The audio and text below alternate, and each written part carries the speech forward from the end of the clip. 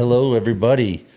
Here in the studio with Miguel and waiting on Melanie is coming through from the east side of the county and behind a checkpoint outside of Pozo with the Gifford fire burning and getting closer to us here, northwest region of that fire really active. So that was going to be our topic of the day, and it's starting to affect some of us here in the local area. So beyond some of our neighbors to the south, where it started on August 1st, out there off 166, heard was probably from vehicle that had flat tire or trailer or something that caused the sparks and things to ignite, into an area that is a real hot spot for fires over the years and decades, and has really... Is that what they said it was? Yeah, been, the reports I've heard so far. So just kind of checking in, been seeing that plume of smoke here now for the last,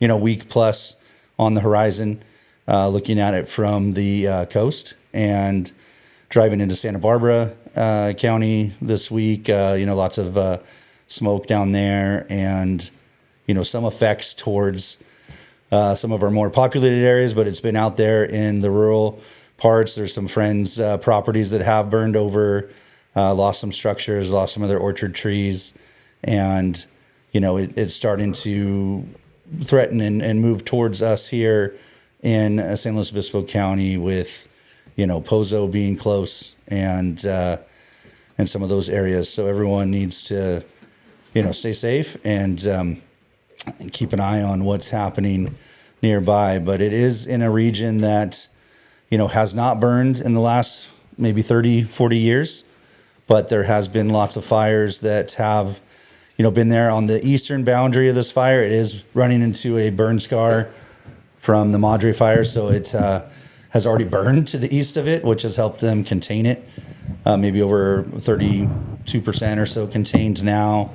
Some of the dozer lines have been burned over as the spot fires have jumped those on the northwest side, and there's some more proposed dozer trails being put in along the ridges to the west, and there are aircraft on site. There's thousands of personnel. This is something that happens here now more regularly here in California, where we got these mega fires. This is something that's burned over 100,000 acres so far, and is really going to burn longer. Looking at the topography, the weather, and the fuels that are there, those are the three things that really cause fires to grow or to develop. And it's in some pretty steep, dry chaparral type of topography, and we are getting some pretty dry weather as this is happening right now this week. Today, probably the hottest, driest day of the year. So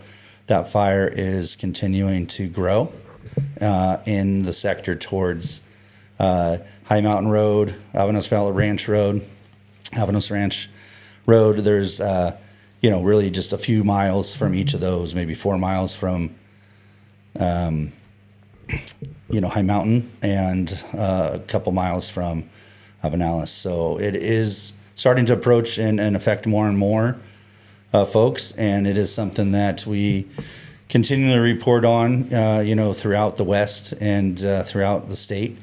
There's so much that we could unpack with this, and I'm sure when Melanie is here, we will get into a lot of details. I am up here to Paso to do a walk through a sort of large HOA landscape tomorrow with some fire safety officers from Paso Robles City Fire Department and their landscape committee and residents to talk about fire danger and compliance with, keeping the landscape safe, whether there's fire ladder issues or some of the type of plants that are there.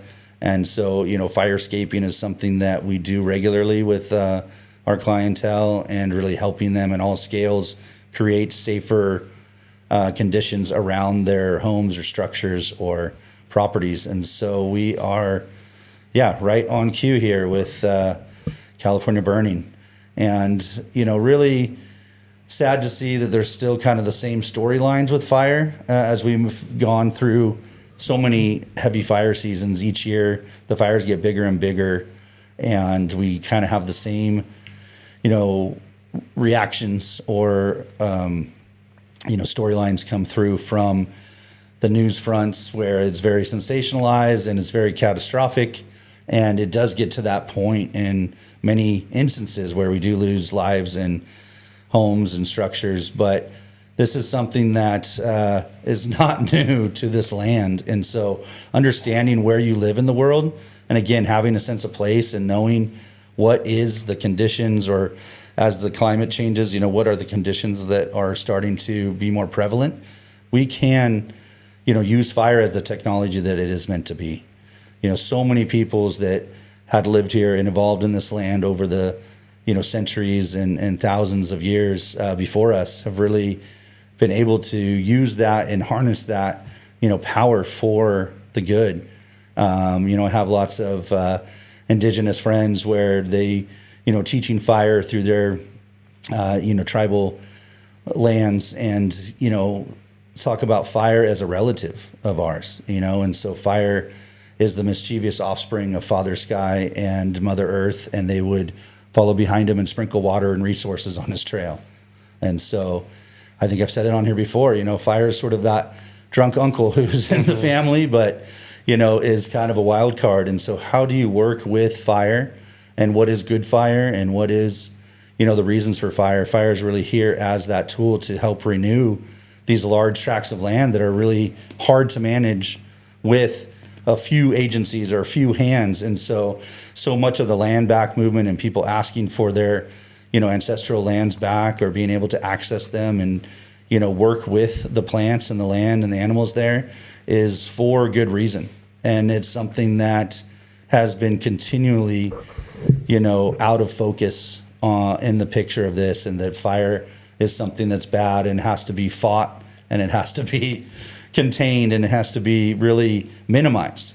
When all of the plants in our, communities here have evolved with fire, and fire is the renewing tool for the next generation. So many of our closed-cone pines have to burn before the seeds can open, or our manzanitas, or so many other types of plants. They really use the fire to be a tool that renews the, livelihood and generations of their species. And so I think that there's something that we really need to change in this storyline, that is, how do we do something to not only protect ourselves from fire, but start to use fire and invite it in as a relative. So, when they are fighting these fires, they try to do some firing ahead of it, where they can burn some of the fuels down, but not let it be completely engulfed by the large firestorm. And so using the fire against fire is one way that they do calm some of these big firestorms down. Also renewing plants, some of my uncles and just kind of indigenous elders, they'll go out and they'll say like, oh, we look by, kind of the color of the landscape. So, oh, look at the sour berries are really looking very orange. The lichen's growing very heavy, and so must be time to burn. And so they'll burn them down, and they'll know that when those plants come back up, they can have really great sticks for the basket weavers. So, hooray! Melanie made it. To Josh. Hey, Rolls, we're here for each other. We're here for each other. We totally are. High five, Hi, buddy. I'm glad you're here. Yeah, I'm glad you're safe. Highway 58 is smoky. Yeah, I just, was reading up and really seeing that the most active portion of this fire is coming towards us here, heading northwest, towards Sinclair County, and just a few miles away from High Mountain Road, a few miles away from Avanalis, and that, it's in a place that it is burning, it's jumping dozer lines, it's jumping through, some of the ways that we have to kind of control these fires. Being this mega fire, it's really got a lot of, fuel behind it. And so it's really something that's going to continue, and we got to keep an eye on this. But we've been talking about how this just really is the same old storyline over and over again. And when are we going to understand where we live in the world and ways that we can start to bring fire back in a good way? My sadness is in all of this is that we've become accustomed to fight fires, right? We fight fires. Why aren't we Bad fire. Yeah, well, Bad fire. Well, it seems like the fighting is winning on the fire side, not on our side. But the sadness is where do we start changing this terminology and for things like working with fire or understanding? I mean, we have some amazing people that know fire and know soils and know botany and know how fire burns and what makes it live, what makes it breathe, what makes it happen. We're in a pretty incredible and intelligent society here, and yet we are watching something happen literally in our community that yes, it's natural. But we have people living amongst this. There's places that are burning that there's no record of any kind of burn before 1900. Yeah. And that nothing had happened, right? So I get that this is normal, right? This is normal. California Well, if you look at it, I looked at some maps and where this fire is burning now, and you look at all the past fire scars over the last 100 years, they're not west of this location because of the fog line and the fog belt that can kind of keep moisture on the ground at night. But there is just continual burn through this zone over this 100 years. But they're so spaced apart now. So we haven't had something burn in this region for over 30 plus years where it's going. So yeah. And then we have national forests that have been, managed differently. Yeah. Like to me, it's like, it's the same soil. There's got to be some kind of better management system that is preventing these catastrophic fires. I mean, we're never going to prevent fire, okay? That's just a part of our lives. And honestly, I'm that person that's like, fire is the best form of compost. I love living in the wintertime and being heated by fire. We have, those ordinances and regulations that are coming upon us that, due to air quality, we're getting rid of fireplaces in homes. And, there's all this kind of stuff. But yet I'm the person that loves to live by fire. And I honestly respect the fact that what fire does, it cleans. There's native vegetation that is out there that is so badly needed this because guess what? Those seeds don't germinate unless they get fire. we talked about some of the closed-grown pines and some of our chaparral. Yes, I mean, look at all those pines. Those pines have needed this for so long. But the sad thing is that we have, created habitats for humans and/or rangeland animals out in these areas that they're being. Well, destroyed. I think there's just a long-term, ignorance here where there was people on the land for thousands of years that really were in tune with the plants and the animals and the ecology of this land.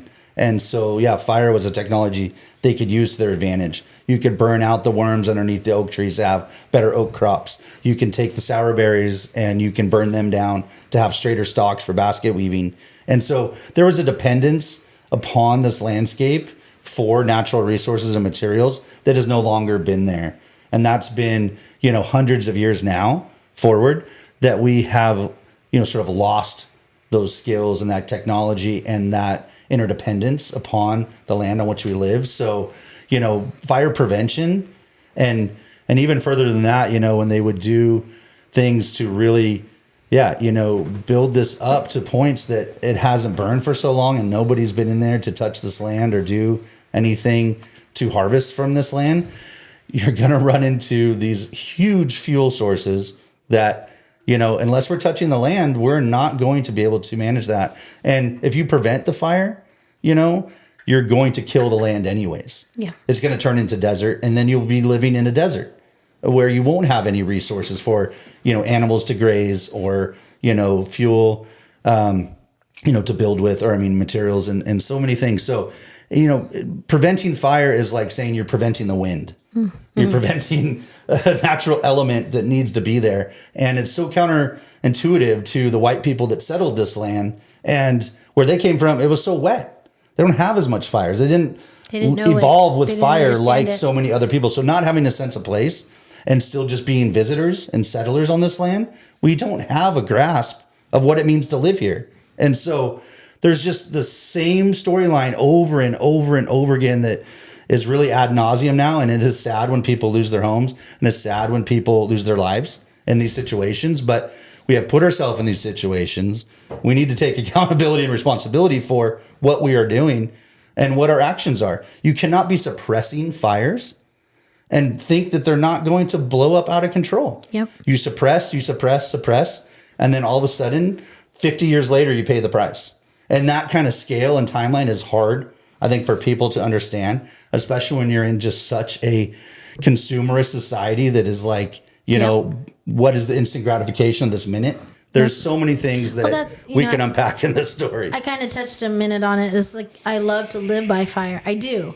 I love what the heat of fire does for my soil, does for my in my home during the winter time. I mean, for my cook food, on it. I still cook by fire. Love you know, it. and so there's so much to this. But what I was pointing at was the fact of, we're having regulations now that we can't build new homes with fireplaces in it, which, okay, I get, because of air quality control. Who's monitoring it today? I mean, come on. I haven't seen. Yeah, we're blowing our whole sky. budget. Yeah, I haven't seen Right a clear now. sky in a long time, and I'm saying that facetiously, but only because of the fact it's like, yes, we have regulations, but when is it going to come to the point where there's times we can't live if we can't understand and respect and manage nature to what it actually really is? Then we can't live amongst it either. Like you're going to live amongst it, then you're going to also understand that this is a natural thing. It didn't start naturally, because it started this fire started by a vehicle, fire on 166, which, is horrible. But at the same time, it's like, where's the management along our freeways? I mean, how many chain fires? And I say this, Yeah, I was gonna say, the how problem many is the people solution. are dragging their chains and sparking fires? Or, how many car fires do we have to have that start these fires? And it's like, how is the fact that these fires are starting so easily right off the sides of our roadways?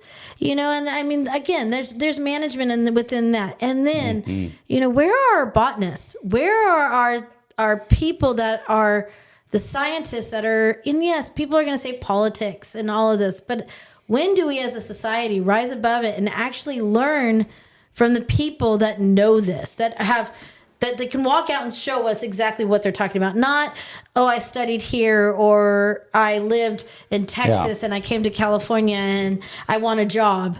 No, that's not what we learn from, guys. What we learn from is experience and knowledge and people who have been doing this and passing it down. Well, yeah, I think as we move forward in the name of progress, we sort of forget these certain elements and they're left behind. So learning how to use fire, like we said, to help with the crops that are naturally here, like acorns, like toyons, like manzanita, like some of the pines. We've moved on from eating these foods and depending on these foods for our nutrition in these regions. And we've also, gotten away from cooking on fire, and so when I'm going to go to a meeting tomorrow, I was talking about doing a fire safety compliance with a fire safety officer here in Paso Robles for an HOA. And it's like, guys, we need to eliminate some of these fuels. And some of the best things for these, kind of chaparral plants is that they're really good kindling. And so we're not able to be having fires that were either campfires, eating fires, cooking fires, or I was just warming at fires. a land consult a month and a half ago, and it's a new owner on the property, and they want to take out the existing landscape and they want to farm it, right? So there's a landscape there. I was shocked. Like I went in there to educate about the soil and what could actually be planted there and grown there, right? But I was looking at all the existing landscape, and I was shocked that they were they hired people to come in and remove all the existing landscape, and they were going to take it to the dump in the green waste. They thought they were going to recycle it through green waste. And I'm like, you realize that's a resource for you. And they're like, what do you mean? I'm like, okay, I respect that you're going to take it out because, yes, it needs a lot of irrigation to make it look like something. So I respect that. I said, and let's talk about things that we can plant in that existing soil that's not going to require that much irrigation. But at the same time, why aren't we mulching or why aren't we chipping all of that? Yeah, I love Because doing that's that. mulch. Like that right there is going to suppress whatever moisture is in that soil and it's going to hold it in there. And I said, granted, you're not going to do this for 1 year and call it one and done, right? You're going to continuously need to be building your soils. You know, the problem with this landscape is that yes, they planted it years ago. They put drip irrigation on it and done, right? There was no soil building. So now you have to change it a little bit, but the change is layering and building. And it's crazy to think that, like, even just in wild lands, right? Why are our wild lands so overgrown and so fuel rich? Well, what happened to our wild vegetation, wildlife? You know, wild pigs are not native, but they do rut and they manage and they clean out, you know, the deer population, our bird population, our, you know, smaller mammal population, Bears. our bears, our, you know, anything that is going to clean the, you know, Well, use woodlands or the chaparral areas that are going to eat this area. Yes, we can put cattle out there, but we can't just put cattle out there. It's one animal, right? We need to have diversity. We need to have different hooves and different scratching abilities to get out there. Well, you to need manage people it. to go back into the landscape and to touch the landscape in different ways. Yes. Like we said, looking for fuel, looking for food, you know, looking for building materials. We'd There's appreciate so many it things differently here. if we could eat from it. Yeah, and that segues into something so great where I talked about, you know, some of my indigenous, you know, elder, you know, family and friends of people that have talked about how to manage and how to get back to that landscape. And so, yeah, bringing in, you know, some of our, you know, local indigenous friends here again, I think would really be eye-opening for so many people that have settled here and have lived here for so long. I mean, it took, you know, decades for me to really finally meet and get involved in some of the communities of people that have been here for forever, you know, and speaking towards that this weekend, doing something with the Northern Chumash Tribal Council and going down to their ranch and place that we're trying to showcase and teach more people to do land management, whether it is with grazing, you know, practices, whether it is with, you know, restoration of the lands and plants that should be there and, you know, do so much for the landscape, whether it's erosion control, food production, fuel production, and, you know, habitat. And so then also we're going to be at the Abalone Farm in Goleta on Sunday. So we're doing a tour through, you know, the Chumash land south here this weekend. And so that's through the Northern Chumash Tribal Council, and they have an Eventbrite page set up for that. So I'll try and get that shared to try and get people connected again. Just learn, you know, just First it starts with education, and then it goes into technology, and then it goes into that renovation. So you have to follow those 3 steps where, you know, we're learning and understanding. Many people don't know where they are in the world, you know, because maybe they've only lived here so long or they've never gotten into that sense of place. And then we're talking about the technology, which, you know, it can be, you know, fire itself. It can be some of this, you know, firefighting tools like they have, like the dozers and things that do so much else for us. And also, you know, really looking at harvesting the lands for some of these resources that we can use. And then the renovation is like touching the land again in ways that are going to be economically, socially, and environmentally, you know, viable. You know, and what does that mean? You know, that's kind of the big question. How do we understand how to do that? How are we going to see elderberries and acorns in our farm stands again, in our foods? I mean, we have some businesses that are really evolved around that. You know, a good friend, Anna Lillian, that runs the Bliss Organics, you know, and so for years been really putting elderberry into the stores. And lemonades and all kinds of teas and products that we love sharing. The fact that, wow, there's one plant that people might recognize. But there's so many plants and so many animals and things that we could be eating. And wild, like as we talk about this, the fire, it's not, you know, the sadness is how hot this fire is, right? And how big it is. It's cleaning. There's vegetation out there. It's a perfect storm, It is. And there's, you know, vegetation that, you know, might have never been identified that is now gone, right? Because of how hot and how ravaged it's going through. And at the same time, it's when I'm speaking about diversity, in either it's a farm or a small landscape or just even in a half wine barrel. Like, to understand how important each life and plant and animal is where the balance becomes. Because, yes, it is the elderberry, but it's also the yerba buena. It's also, these big, beautiful, massive oaks. But then to understand that, yes, maybe one has fallen, right? And it is important to allow nature to take its course, right? To go through that rotting process because, the habitat that it's created for wildlife, but also to understand, that rot that feeds those next generations of saplings to trees and how these stages go. But that is where the human species is, where our brains are really important to use, right? And our knowledge that we have. It's not about when we are seeing a drought that is affecting our, larger mother stock native trees or native plants. And a lot of them are dropping or hanging there, drying out because drought, human movement, air quality, groundwater being moved Depletion. and sold and changed. There's all these things that are happening that are changing our wildlife system, right? And our nature system. So we have to get out there. The right people, the right management system has to get out there and manage it, because this is unmanaged situations, is these fires. I don't want to cut down a tree, but when it comes to managing it, you have to understand things have to breathe.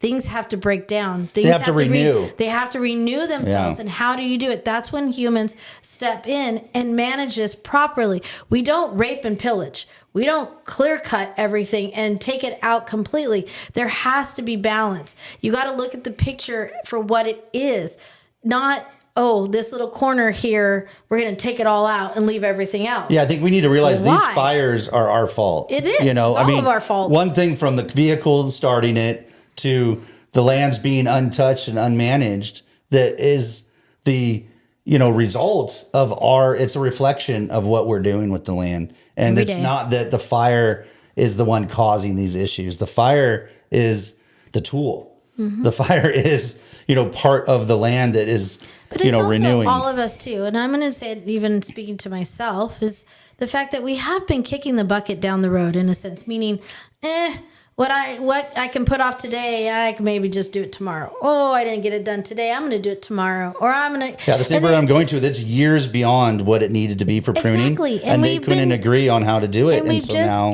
just been we're coming making in. excuses. Well, we didn't have enough money, or we didn't have enough people. We didn't have enough this, that, or whatever. It's like, where do we draw the line of we've never had enough money? Because that's always been the excuse, right? We don't have enough people, really. Well, nature doesn't use money as a currency. I see a lot of people doing nothing. Yeah. So how do we say we don't have enough people? Yes, there's people that don't want to do it, and there's people that don't want to take responsibility, or it's a lot of work to go out or don't know how. But we have the people and the knowledge that could be teaching, but at the same time, they're teaching and there's this disconnect of showing up and getting it done. And I volunteer often and a lot, and I show up and I do it, and I'm sad because it's always the same people. Mm-hmm. And it's at the same time, it's also few and far between. I'm going to speak about my son's work. I know of a restoration, kind of a cleanup that they've been working on the coast, and the amount of paperwork and people that actually have to come together, and money that has to come together to do this little plot. To lift a finger. It's a big plot, but it's actually, in the overall picture, it's a little plot, right? And what they're doing, my son drove me by there a little while ago, and I got to see what they're cleaning up and preparedness for controlled burns, right? Mm-hmm. And then the notifications and all the stuff that they have to legally do now, right? To just be able to do this is incredible. It's kind of exhausting because realistically, it's overregulated. It is overregulated. Even at that point, it's overregulated. Regulation is stopping the actions that are needed, Regulation doesn't understand season. It doesn't understand time. It doesn't understand workman's comp and liability and fire insurance and it's mostly just a blanket. Yeah, it's just a blanket to put over something without having we just do specifics. the job. Yeah. Like, we know it needs to get done. All of us. We knew. I drive 58 often going to Crescent Valley meets. We knew it's a timber box. It's been a timber box.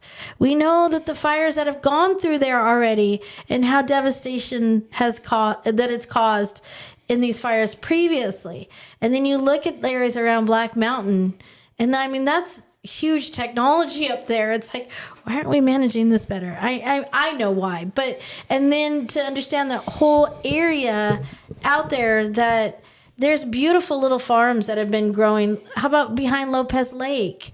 And when you realize High Mountain Road, yeah. High Mountain Road, like, you realize how many little places that have been back there farming really good food, but they're little compared to the massive amounts of area, which is good, right?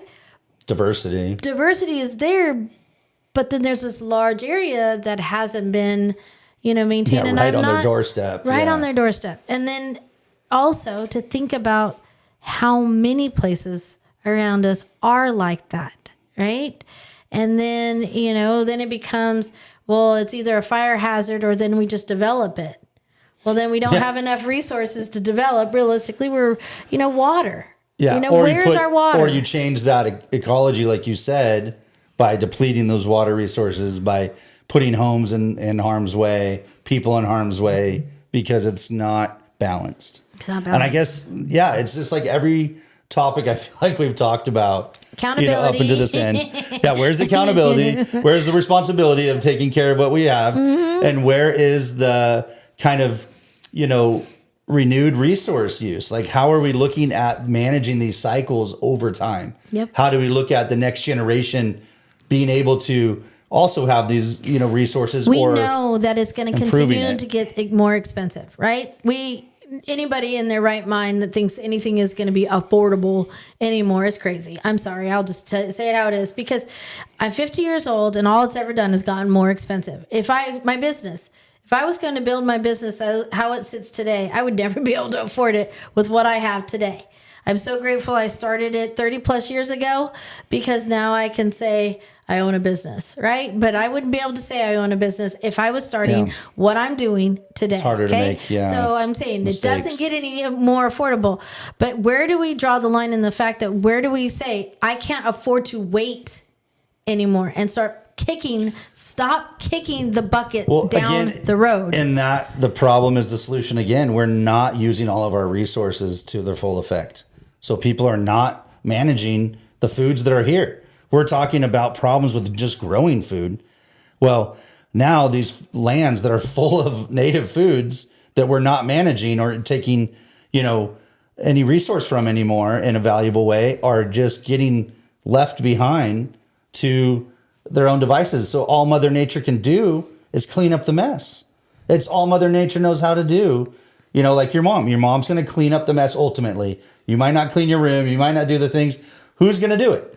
It's usually not me. No, but I'm saying it's pretty much your mom. I'm not going to do it. My kids know that. You leave shoes or clothes out, it's not going to happen. Mom's going to rage. Yeah. And so it's just and that's how she manages it. But I have to, because how do I keep up with knowing what I need to get done, knowing what as in the infrastructure that I have to sustain our family? Yeah. How do I keep up when it's basic living things that and I have to say my children, but in the overall, how do we all keep doing this if only certain people are having to take care of cleaning up everybody else? Exactly. You can't clean put up it after yourself. in the hands Take of the few. responsibility of yourself. Yeah. You know what? The biggest thing, like you just said something a minute ago, and I'm going to go back to this because I had a visit by the new at the store, a new waste management organization group, right? They're going out and inspecting places to verify that I am not allowing any green waste into the trash can. They're coming to manage how I throw things away, right? Sure. And I've never had a green bin at Nature's Touch. I've never had a green bin at Nature's Farm either. And I had to explain to her that go around the back and you're going to see all these 5-gallon white buckets. And she was like, well, what do you mean? I'm like, that's where I've trained all my people how we sort Animal our slop or what compost. the pigs are going to get, the chickens are going to get, the cows are going to get, the goats are going to get. Oh, and that's a clean one because, you know, you might not think it's sellable or buyable. It's not that pretty, but I'm going to still eat it. I'm taking it home. I'm going to eat it. You know, and Melanie slop bucket. And I had to explain that to her.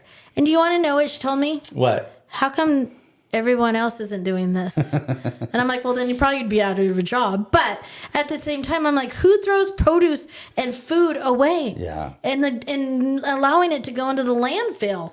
She goes, oh, you'd be surprised. She's like, our green bins are full with people just throwing food away. And I'm like, and I sat back and I thought about this because there's been a lot of advocacy and groups forming about waste, right? About food waste. You know, we're changing. We talked about this a couple months ago about expiration dates changing, right? Because they're trying to prevent people from throwing food away. So they're going to change the sell-by dates. They're going to require all of us food producers to what we need? extend the. I'm like, where are we when we think the answer is changing the sell-by date? Why are we throwing anything away? Like, again, well, what is away? Value. That's the thing. There's no and the away. green waste to the dump. No, but I'm saying, it doesn't just go away. It has to go somewhere. It has to go somewhere. And so, again, not taking accountability or responsibility for your own waste is now creating these larger problems because they stack up. And so I think it was Joel Salatin or someone was telling a great story about, I can't even think of the European town, but I swear, you know, it was just sort of one town talking about, oh, wow, our municipal waste, you know, collection has gotten so expensive. So they gave everyone in town who wanted one, 2 chickens or something like that. Yeah, it was Joe Salatin. Yeah. Okay. Yeah. And so it was like this town was able to cut like $100,000 out of their annual waste collection by just having chickens within the homes. And then now you have healthier food, you know, right there on your doorstep. And so I always say like the best place for growing a chicken egg is your backyard or as close to it as possible. Yeah, and I need to explain this too. It's, you know, we can sit here and write policy for our farmers to, you know, no food waste or extend their sell-by dates. But again, where do we as a society and within our own homes, knowing our purchase, first and foremost, you know, do we need to buy, you know, 10 cases of something and put it in the freezer and forget that we bought the 9 extra cases. We only ate 1 case. You know, there's like all of this that's going on, right? Too much of like, a good thing in America. Too much, yes. And I'm like, where do we balance this, right? Yeah. And where do we, and that's the other thing. People talk about ownership of land, right? And people talk about, you know, how it would be nice to have more land, right? I'm going to sit here and tell you that I feel like I have too much. I'm grateful, super grateful, and I'm super honored that I can reside on acreage, right? Yeah. And I can farm and I can have open space. But I also get from the same people that tell me how nice it must be when I say I can't do something or I can't go somewhere or I can't kick the bucket down the road on this project anymore. People realize how many chores it takes to run that much land. How do you do all this? You have to do that much? When do you have time for yourself? And I'm like, find time for myself. This is myself. You were playing with the emus the other day. Don't lie. Can I be honest with you? That morning, Friday morning was crazy. I had phone calls off the wazoo, government, employment, people, just it was crazy, right? Go out to start doing my chores. And I'll be honest with you, it was the best morning ever. Like, please just let me do chores. Doug and Lemu, the emus, were in the mood to play with the water. And yes, I needed a checkout. And those animals that will eventually be eggs. Yeah. And, you know, everything has to serve a purpose on our farm, right? Yeah. Nothing goes to waste. Yeah. Nothing goes to waste at Crescent Valley Meats. Nothing goes to waste at Nature's Touch. Not even the oink. Not even the oink. Nothing goes to waste. And yeah, the pet food program's so great for that. You know, everything. Beyond My rooster, all these people that are looking for places for their roosters. Granted, yes, we harvest our chickens, but it's not just for human food, it's also for pet food. We raise pigs specifically for pet food, not just human food. Yes, the pork bellies do go into bacon, but everything else goes into making pet food. The different cows that are not, they're gonna make us, prime Different marbling, yeah, Yes, yeah. they will go to feed pet food, and emus. Yes, eventually the great grandchildren of Doug and Lemu will probably be pet food. Why though? Because my goal is to be a farmer, right? I'm going to raise a healthy life. I brought this healthy life onto healthy soils. I'm going to manage the soils by rotation and movement and balance, and not overgrazing or over, flocking my birds. And then eventually I'm going to allow them to lay eggs that will be fertilized, and I'm going to hatch them. And then I'm going to keep until I can get a manageable number and that I can afford, right? That I can afford the infrastructure to keep building these things. And then I'm going to then harvest the abundance of what I can produce instead of keep stacking, right? I'm not going to keep stacking. I'm going to balance, and I'm going to manage my emu production, just like I do with my chickens. My everything guineas, is cyclical, my ducks, We're my cats. I mean, I don't harvest cats for food, but I balance out when I'm going to neuter or spay. Yeah, I love my cats doing all the rodent control they do. And they really awesome. Gophers. Yeah. Lately, gophers in my orchard, and I can't complain. Yeah. Nothing's better than a mama cat that is Feeding her babies? feeding Oh, her God, babies yeah. and managing it and taking responsibility. And there's not a life that is on nature's farm that is not valued. Every life in our world is valued. Well, we all go through that. We're born, we live, we die. And so it's the only thing you have guaranteed. Compost happens, folks. We're all heading to the great compost heap in the sky. And compost is awesome when you can manage it by layering it at the same time. When I get too much manure waste and too much green waste and too much, nutrasolids, which are, like shavings or straws. Too much nitrogen sources. Or paper. Yeah. And that's my green waste. Green waste will provide me all my nitrogen, or my manure sources that, when I clean out the nesting boxes, when I clean out the chicken pen, or when I have a mama cow that is in a pen, and I'm cleaning out her manure and, balancing out movement, nothing goes to waste. Everything goes into a layered system. Well, nothing is waste. I think that's a huge thing. I love one of my favorite resources. Far Side cartoons was like, some like Native Americans, and they're holding up this really funky little shaped kind of bone or something. And they're like, this is the only part of the buffalo we don't use. And it was like, that's a whole concept. I know that like something with the Peace Corps going into really, rural type of communities around the world, and they would go into very isolated like island communities or places that had a very finite, kind of ecology where things had to renew and recycle, or else it would pile up, and they don't have room for that. Mm-hmm. So all of a sudden they started sending them spam and all these kinds of foods, and they're like, wow, we don't know what to do with stuff that doesn't just go back in the ocean. Well, it was really Have you ever sad. been to Hawaii? Yeah. I'm and then even the island of Samoa, America.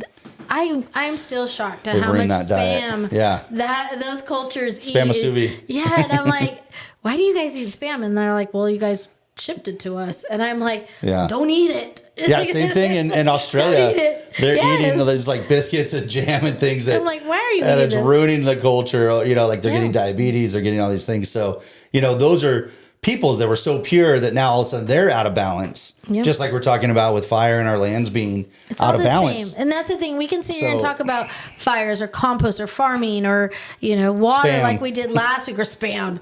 But no, spam Any is, resource out of spam is resource. not natural. Spam is not natural. But at Still the same time, like all of this, what we're talking about is life, right? How do we balance life? Well, and the renewal of the constant, cycle of life. We all know we need resources to be able to balance life.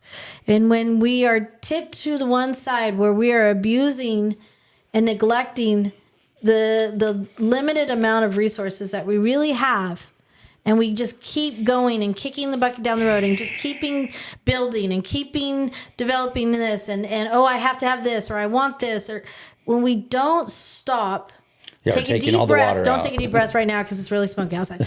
But take a deep breath and go, what do I actually really need? And that is life. Yeah, I think that I statement, you know, when you're really in I is important. conversations or relationship, it's like you need to use those I statements so that you're really direct. And I think that's the accountability we need to have here is that you put it on the farmer, when you put it on the producer, when you put it on, you know, the agency or the regulators or these other people, they don't know what to do with so few hands to manage these giant resource sinks. And so they put these blanket laws in and things that try to cover that because there's a lack of accountability of the individuals. Yeah. And so today, it's like, hey, I don't have to know how to grow my own food because I can just buy it.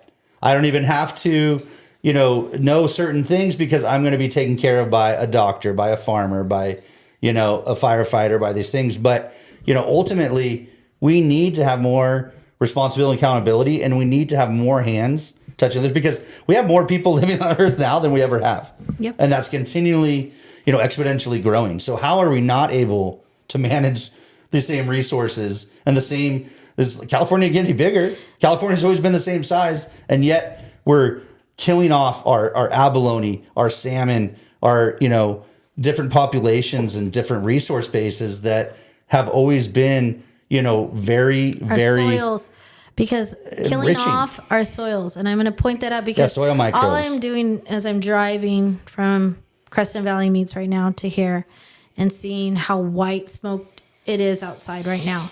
All I can think of is, you know, blacktop and concrete won't absorb this.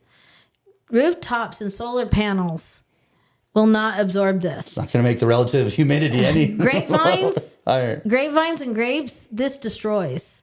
You know, I'm already hearing word that there's, towards Crescent side, there's major smoke damage on grapes. Which, sure. I mean, how much more nail in the coffin for our poor, and I'm saying this, poor grape growers do they need? Because water, land, the market, you know, overplanting, there's just so much craziness going on in an industry that, yes, it is oversaturated for an area, right? yeah. But at the same time, they are paying taxes that help our infrastructure.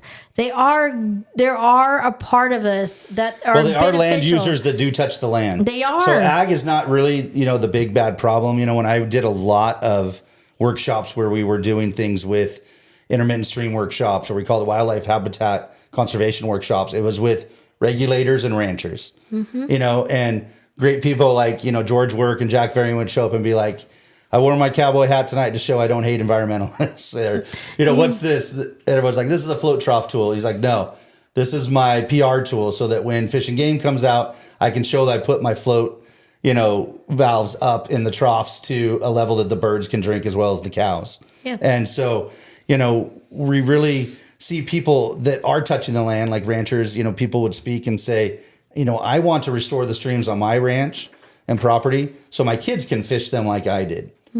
You know, so people that touch the land aren't, you know, the problem, but there is education, technology, and the way we touch the land. Not everybody that touches the land understands what they're touching. That's what I'm saying. The education and the technology they're using isn't the best, but they're out there with that work ethic and they're out there with the willingness to be there. How do we move those animals around? Like, you know, maybe in that different, you know, grazing rotation or these different types of ways that we can target, you know, certain fuels or get certain species to, you know, grow and follow, you know, so we don't have such devastating, you know, fires or other types of drought and issues. And so it's just such a, you know, campaign where the individuals that live in each area can be responsible for that area. Yep. You know, the people that live here, we can't really do a ton for people that are in other parts of the world even. Like, sure, maybe you can send money, you can send aid, you can send hopes and prayers, but you cannot. When you send money, does it actually get to them? That's what I'm saying. You can't really do something very tactile, but you can make a difference locally, and you can make that speak globally. Well, and then, so that's part of just walk where we're outside at. and think about that. Like, yes, the wind will blow, right? We're so very fortunate that we will get an on shower that will come and blow this all out of here.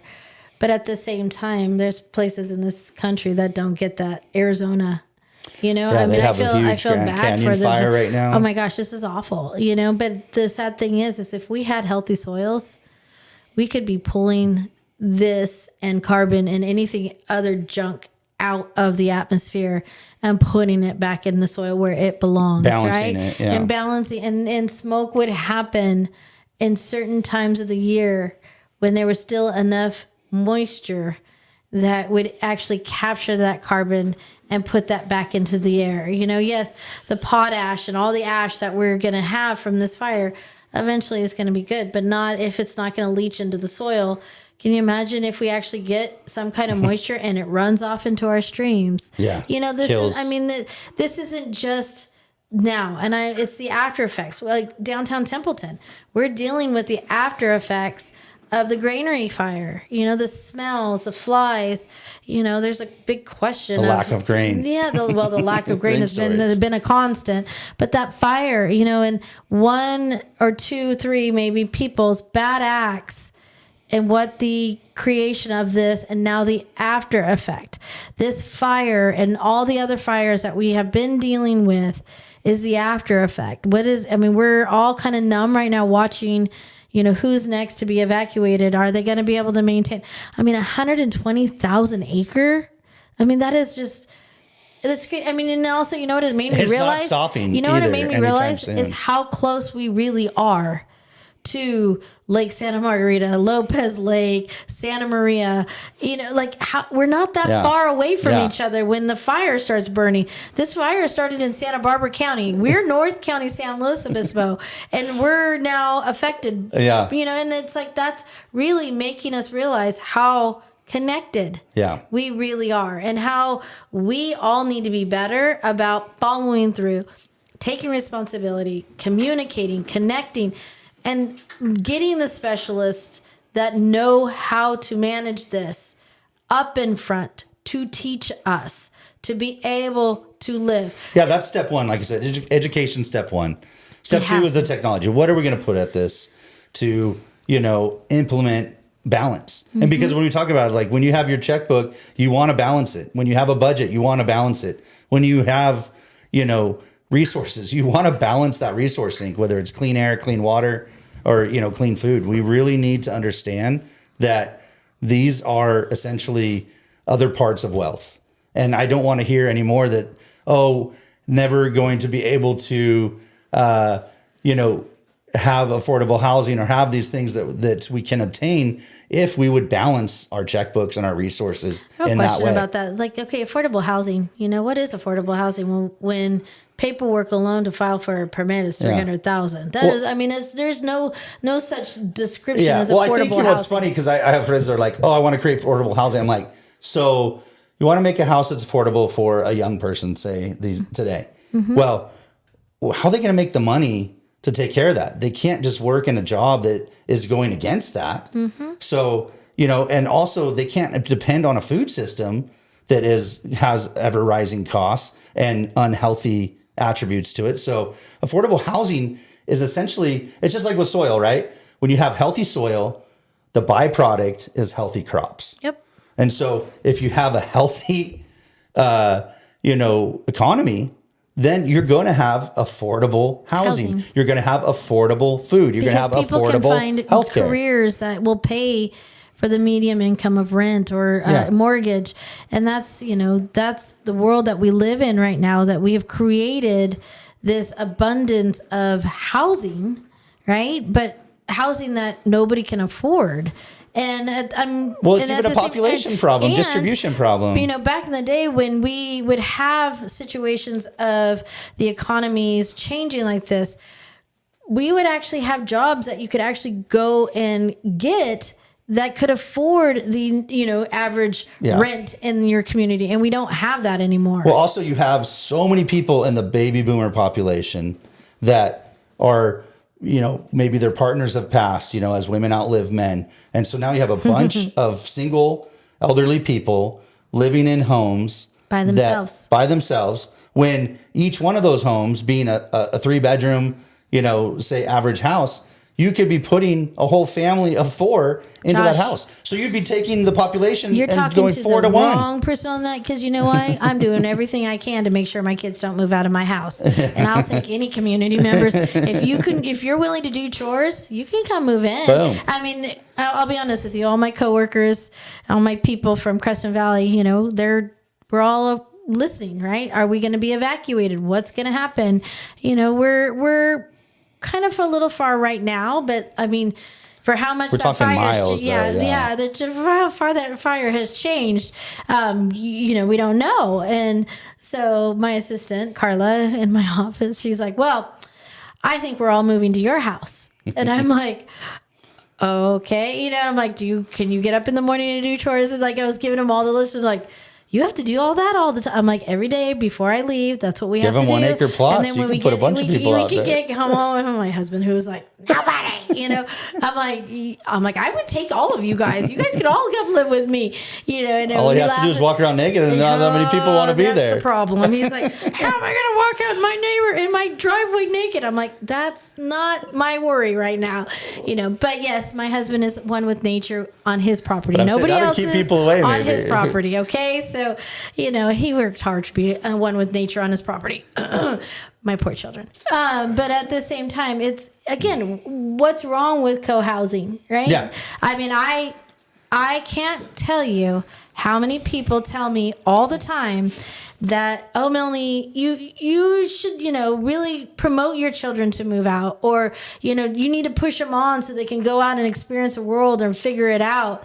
And I'm that person. I moved go out out every day. as soon as I graduated from high school. I moved out of state. I couldn't figure out a way to get back in fast enough, But my mom was also that person that I didn't have to. That was my choice, And she also was that mother that was like, why would I work this hard to have my children, to raise my children, to provide them a life that is supposed to be me carrying them on, right? Resource rich. Resource rich within the knowledge that she's shared. Why would I want to invest all this in you and to share it with somebody else? I'm not a good sharer. You belong to me. You stay with me. Yeah. And that's honestly it's got to be a genetic thing, because my aunt, my tia, is the same way. Her son has moved to Wyoming because Weatherby moved to Wyoming with their manufacturing and their headquarters.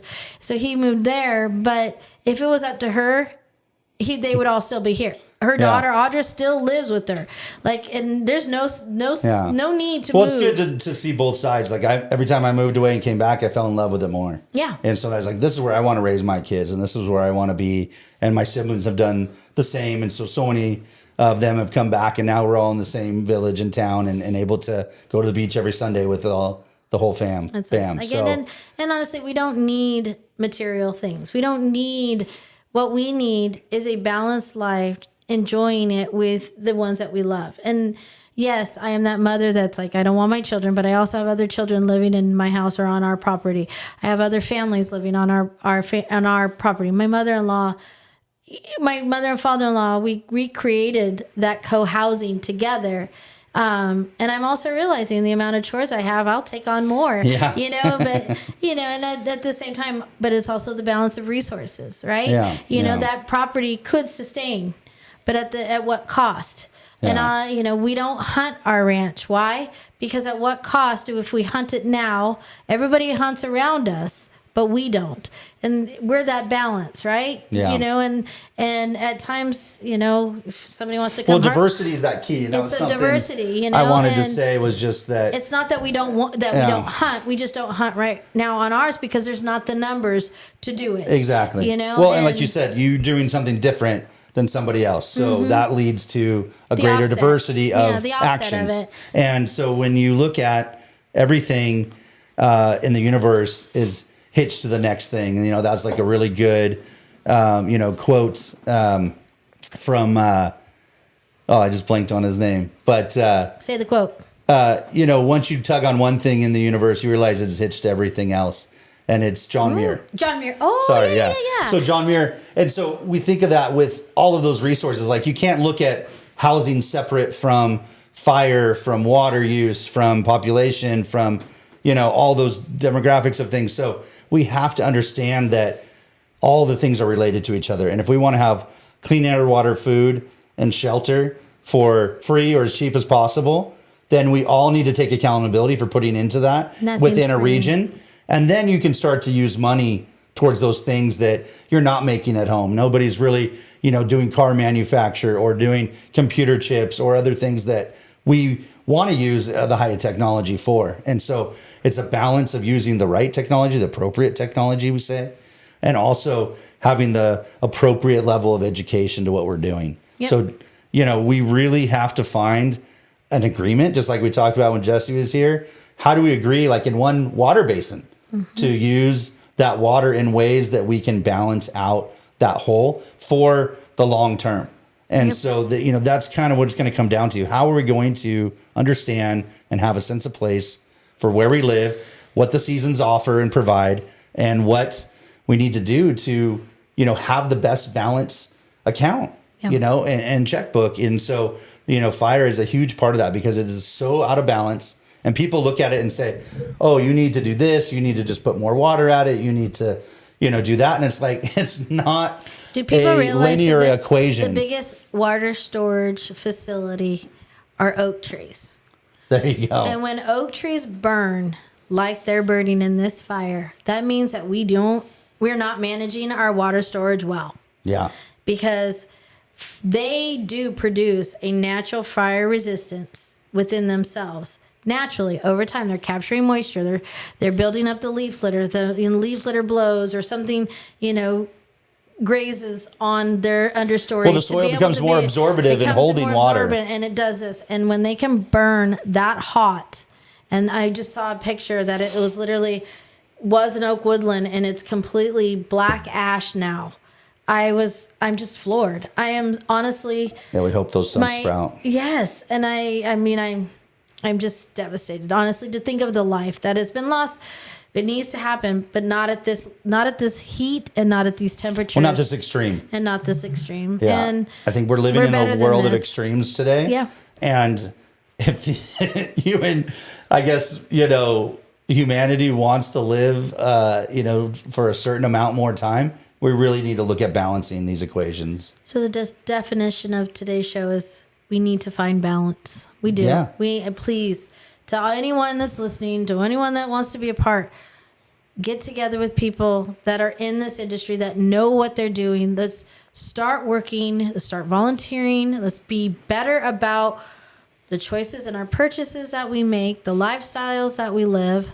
We have to start somewhere. Socially, economically, environmentally, we can take more accountability. And that just means essentially having an agreement with your neighbors. Right. So that means going next door and maybe sharing. I've been passing out so many zucchinis and zucchini bread and cucumbers and things to people, from the garden lately, and then starting to help others build more gardens and start to find that educational foothold to share. Yes, there's got to be a kind movement about this, but I'm going to be honest with you, Josh. Kindness gets us to some point. But when you're needing to just call it out for what it is and stowing the bad behavior or calling out the bad behavior and to make it knock it off, there needs to be an army of people backing up people that are willing to call out the bad behavior. Because again, that's holding the balance is that we're all trying to be so nice, right? And say, be neighborly. Well, nice but at is the not end of the day, the when same as there's bad kindness. behavior and we all know it's wrong, then somebody needs to call this out. Yeah. And sadly, I am known for that, but I'm tired of doing it all the time. I'm not going to stop, but I'm tired of it. And when do people step up and when they know it's wrong, call it out? Yeah. Make that person be held accountable to the bad behavior that they are literally putting upon all of us. Because again, absolutely. What was your quote from John Muir? Yeah, once you tug on one thing in nature, you realize it's hitched to everything else in the universe. Did you really need to pull the hose? It wasn't coming because it was attached to something. So walk over there and see what that hose was attached to instead of just pulling on it, right? Yeah. People need to stop thinking that it's theirs or mine or I want. Or that their actions don't affect everybody else's. And I think you're right. Just holding each other accountable. And that looks like, a lot of different things. And sometimes, it's really better to ask for, forgiveness than permission and things. And so, yeah, you have to look at pushing certain boundaries and also calling people out, because that silence is really what we notice now is like, oh, you're going to be quiet about this injustice. Well, that's going to go and really persist a lot further than, And what's going on now? what happened if you did it then. On that note, we are past our Okay, time well, again, good. and We I did it. can't thank We did everyone our part enough. today. We did our part to just get our voices out there, but Yeah. at the same time, reach out, be a part of this.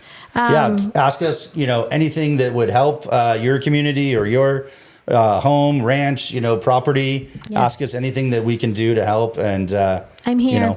You yeah. guys reach out. Okay. Talk soon. Have a very good week. Take care.